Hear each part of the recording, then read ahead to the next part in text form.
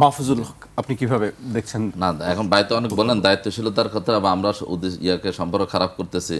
শুনেন, যখন তারেক জিয়া যখন সরাসরি বক্তব্য দেয় যে মানে ৭১-এর ইয়াস পরাজিত শক্তি, এবং ১৭ বছর যখন একসাথে আন্দোলন সংগ্রাম করেছে, তখন এটা মনে ছিল না, তখন এটা দায়িত্বশীল, তখন এখন ওদের দায়িত্বশীল বক্তব্য হয়েছে। তো নতুন এবং ফিরে আসা গ্রাহকদের জন্য নগদে চলছে ক্যাশব্যাক সহ প্রতিদিন হাজারো উপহার জেতার সুযোগ। হবে আশা আর ফেরা, সারপ্রাইজ সেরা।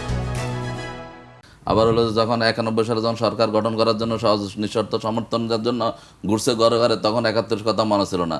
এখন ২৪-এ এসে ২৫-এ এসে এখন মনে পড়ছে যে হঠাৎ করে যে ওনাদের তো গন্ধ আছে, গন্ধ যখন একসাথে বসে করছে তখন মনে পড়ে নাই। এখন ওনারা সেটাকে প্রতিহত করার জন্য তাদেরকে করার জন্য ঘোষণা দিচ্ছে। ওটা কি দায়িত্বশীল বক্তব্য হলো? তারপর দায়িত্বশীল বক্তব্য অবশ্যই জামাত ইসলামী দিয়েছে।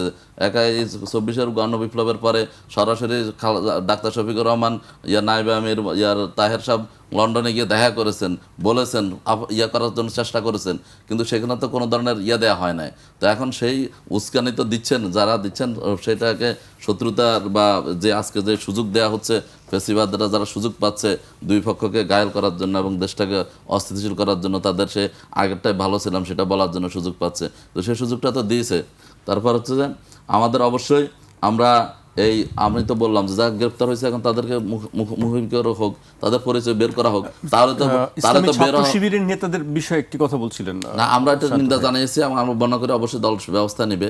এবং সে যে ব্যক্তি, সে যে বক্তব্য দিয়েছে গতকালকে, আপনি সেটাকে যদি ঘটনা ঘটেছে এখন সেটার সাথে এটা লিঙ্ক করে আপনি যদি জামাতের শিবিরকে দায় করবার পুরো চাপাই দিতে চান, দিতে পারেন। কিন্তু এখন তো আপনার হাতে তো প্রমাণ আছে, যারা ভিডিও ফুটেজ দেখে তো গ্রেফতার করেছে, তাদের মধ্যে যখন যাচাই করা হোক, তাদের আইডেন্টিটি বের করে প্রকাশ করা হোক, তাহলে তো বোঝা যাবে যে কে কতটুকু জড়িত, কতটুকু সেখানে শিবির জড়িত, না ছাত্রদল জড়িত, নাকি অন্য ফেসিবাদের দোসররা জড়িত, নাকি ভাড়াটিয়ে কেউ এখানে অন্য কেউ কোনো মানে সংস্থার লোক জড়িত। সেটা যাচাই বাছাই না করে যে আপনি যদি এক সাইডেভাবে ওই যে আগে আওয়ামী লীগের আমলে যেরকম ছিল সব কিছুতে জামাত শিবিরকে টেনে নিয়ে আসার একটা মুদ্রা দোষ, এটা তো আমাদের মধ্যে এখন দেখা যাচ্ছে। কোনো একটা ঘটনা ঘটার আগে সেটা বাস বিচার, কোনো তদন্ত, কোনো ছাড়াই শিবিরকে দায়ভার করে দিয়ে দেন, অমুককে দায়ভার দিয়ে দেওয়ার যে অভ্যাস, এখান থেকে বেরিয়ে আসতে হবে। আপনার হাতে তো এখন লোক আপনি ধরছেন, এটার জন্য তো অবশ্যই আইন শৃঙ্খলা বাহিনী সাধুবাদ পাওয়ার যোগ্য যে না গ্রেপ্তার হয়েছে। গ্রেপ্তার হওয়ার আপনি বাইরেটা যাচাই করেন, তাদের যাচাই করেন, যাদের ছবি এখানে প্রকাশ হয়েছে দেখলে তো মনে হয় না কেউ মানে গাঁজাখোর এবং বিভিন্ন লেভেলের অপরাধী মনে হয়। এখন তো ছাত্র শিবির তো দেখলে একটা বোঝা যায়, অবয়ব বোঝা যায়। তো এই জন্য কোনো কিছুতেই সব কিছুতে জামাত শিবিরকে টেনে নিয়ে আসা এবং করার লাইবিলিটি দিয়ে দেয়া, এটা ভালো না। মানে জাতির জন্য কোনোভাবে অপরাধীরা পার পেয়ে যাবে এবং প্রকৃত অপরাধীরা এরকম অপরাধ করে যাবে সামনের দিকে, সেটা দেওয়া উচিত না।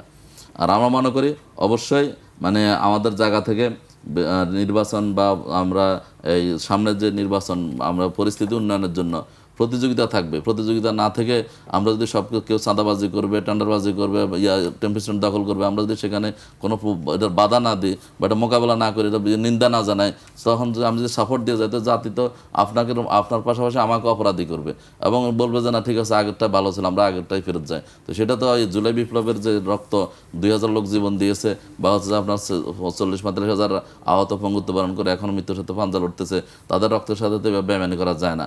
আপনাকে তো নতুন রাজনীতির সূচনা করতে হবে, আপনাকে তো রিফর্ম করতে হবে, আপনি দলের মধ্যে রিফর্ম করতে হবে, তাদেরকে সেভাবে ট্রেন আপ করে তুলতে হবে। আপনি যদি এখন আগের মতোই সব কিছু চলে, চাঁদার রেট বাড়ে, মানুষের উপর ঘর বাড়ি করার ক্ষেত্রে আপনি যদি বন্ধ করে দেন, সব কিছু বন্ধ করে দেন, তো আপনাকে তো এটার আমাকে একটা কথা বলতেই হবে, নাহলে তো আমি অপরাধী হয়ে যাব। কারণ এটা বললে যদি আপনার বলেন শত্রুতা, সেটা তো অবশ্যই না। আর আমি মনে করি অবশ্যই প্রতিযোগিতা থাকবে এবং সেটা অবশ্যই প্রতিদ্বন্দ্বিতা বা প্রতিদ্বন্দ্বিতা থাকবে, কিন্তু সে শত্রুতায় পরিণত হওয়া উচিত না।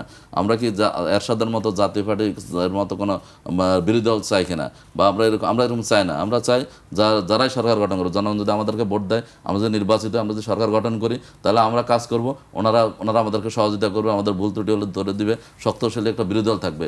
আবার যদি ওনাদেরকে যদি ভোট দেয়, বিএনপি যদি ভোট দেয়, বিএনপি যদি নির্বাচিত হয়, আমরা তাদের ভুল ত্রুটি তুলে দিব, শক্ত অবস্থান নেব, জনগণের কাছে যাব, আবার প্রস্তুতি নেব, পরবার হবে। এরকম একটা সুন্দর প্রতিযোগিতামূলক একটা অ্যাক্টিভ সরকারি দল বিরোধী দল থাকবে, যে ভুল করবে সে ধরে দেবে এবং সে লাইবিলিটি থাকবে, থাকবে কি বলা হচ্ছে যে তার একটা মনের মধ্যে একটা ভয় থাকবে যে আমাকে তো আবার জনগণের কাছে যেতে হবে বা হচ্ছে আমাকে এটার জন্য লাইবিলিটি নিতে হবে। সেরকম একটা ফাংশনেবল গভর্নমেন্ট এবং সেরকম একটা পরিস্থিতি আমরা চাই।